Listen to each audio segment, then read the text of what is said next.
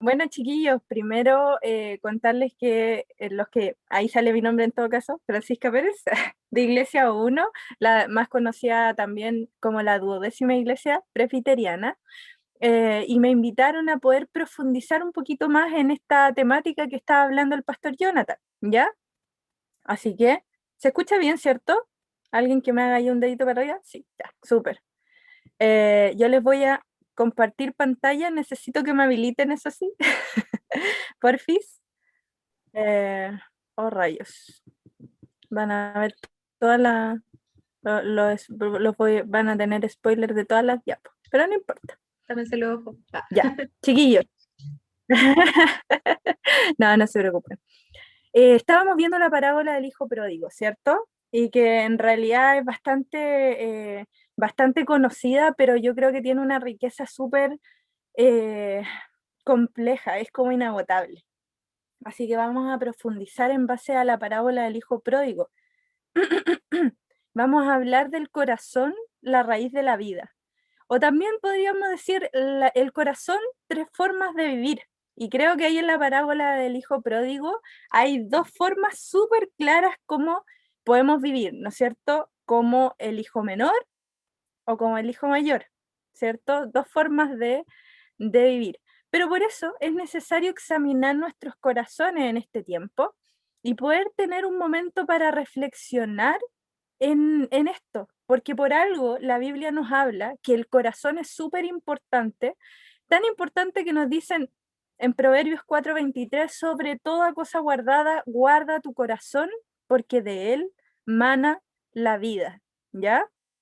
Y el corazón es bastante complejo. A veces, sobre todo por las películas que vemos, las canciones que escuchamos, romantizamos el corazón como si fuera algo bueno, perfecto, bonito, pero todos los que somos un poquito más sinceros y profundizamos un poquitito más, nos damos cuenta que parece que el corazón es más complejo, ¿ya? Eh, y vamos a hablar de cómo centrar nuestro corazón en el Evangelio. Súper importante, porque tal como nos dice este versículo, el Evangelio es poder de Dios a todo aquel que cree. Entonces, vamos a analizar este cuadro, chiquillos, chiquillas, que están conectados ahí. Quiero que pongan harta atención, como les decía, en este cuadro, porque ustedes después van a trabajar en grupo analizando precisamente estos puntos que aparecen acá. Nosotros tenemos dos visiones, aquí dos formas de vivir, ¿no es cierto? Vimos ya la del hermano menor, que elige ser rebelde, contumaz, lanzarse a la vida, y también vimos cómo le fue. Y tenemos la del hijo mayor, pero también tenemos la otra forma, la tercera forma de vivir. Y aquí estamos con dos principalmente, que es la forma religiosa, por una parte, y el evangelio. Yo sinceramente, este cuadro, necesito ir a él cada cierto tiempo para recordarme el Evangelio. Porque, ¿qué es el Evangelio? El Evangelio son buenas noticias, ¿cierto? Todos sabemos así como ya, ¿de dónde viene la palabra? Ah, buenas nuevas, ¿no es cierto? Buenas noticias. ¿Y cuáles son esas buenas noticias? Que Cristo murió por nosotros, se entregó en una gracia abundante, ¿no es cierto? Y ahora, a partir de esa gracia abundante, nosotros podemos vivir.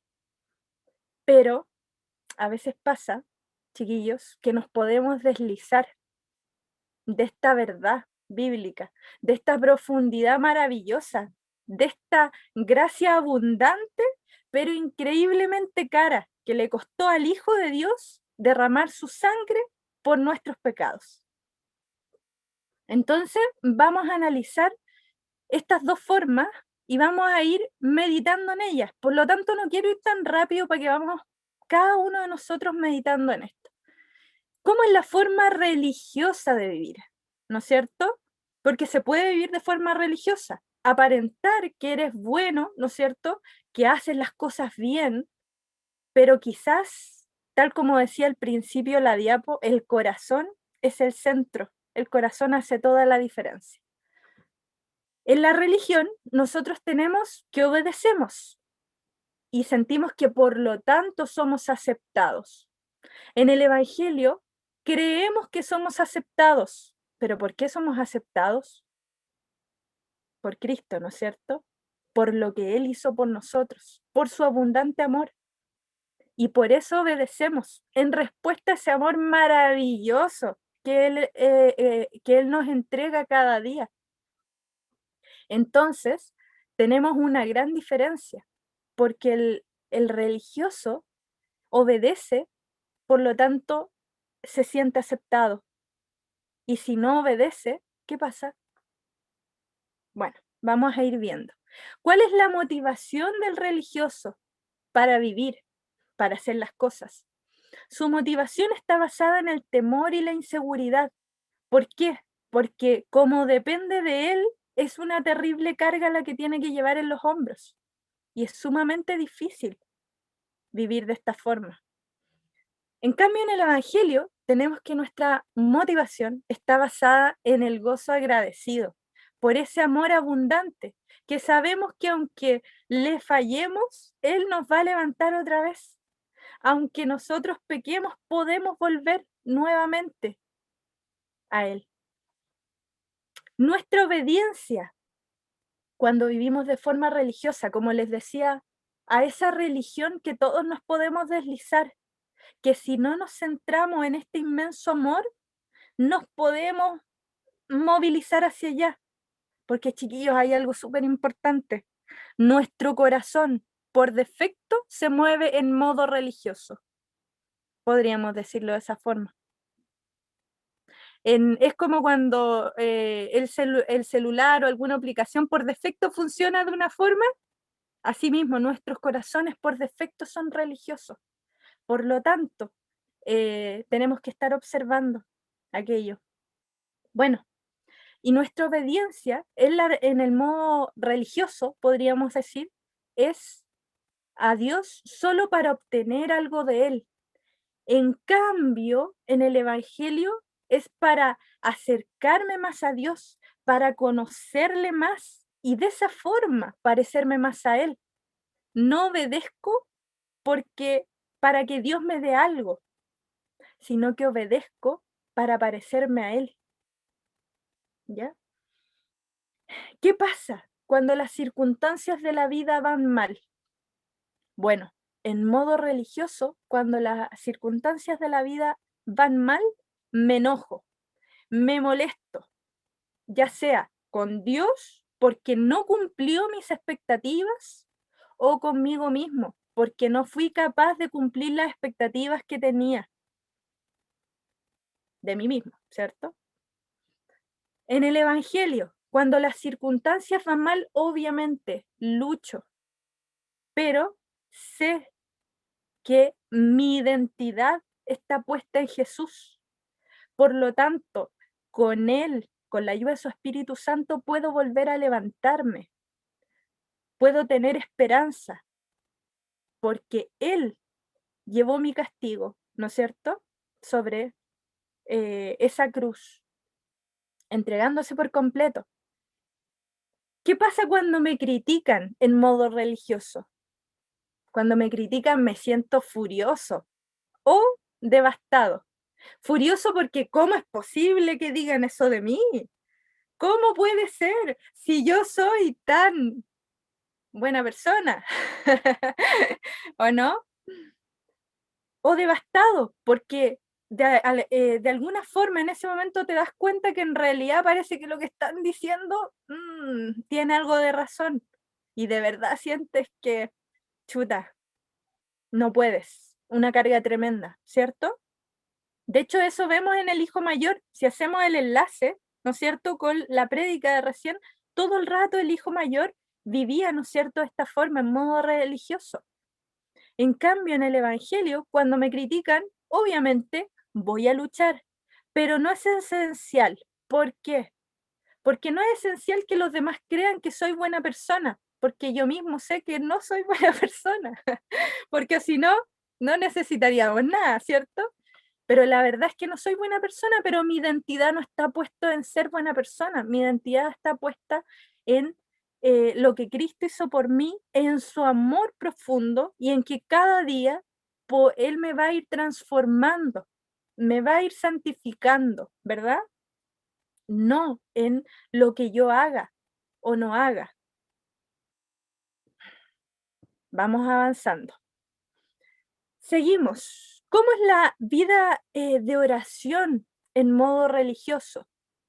En modo religioso, nuestra vida de oración tiende a querer controlar las situaciones, tiende a querer tomar el control de una situación y oro desesperadamente para pedir cosas, para lograr de alguna forma en nuestra mente ilusa pensar que podemos torcer la mano de Dios.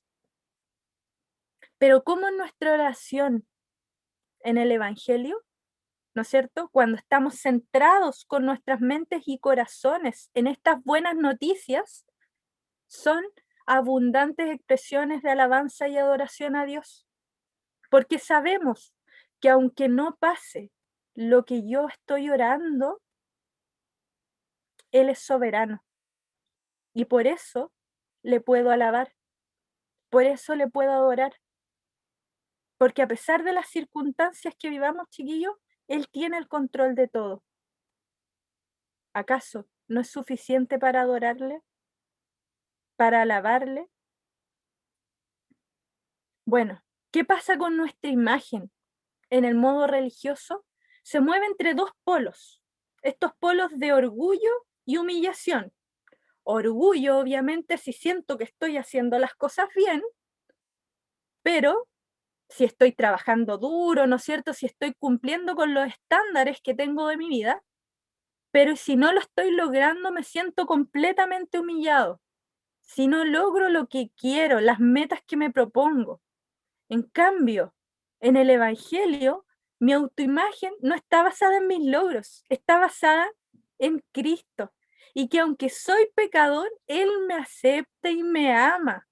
Nos ama tanto que conociendo la profundidad de la turbiedad de nuestro corazón, aún así se sacrificó por nosotros, eligió sacrificarse por nosotros.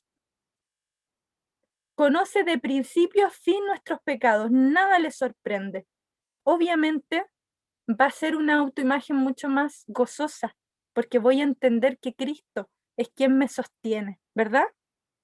Y bueno, ¿y qué pasa con nuestra identidad entonces?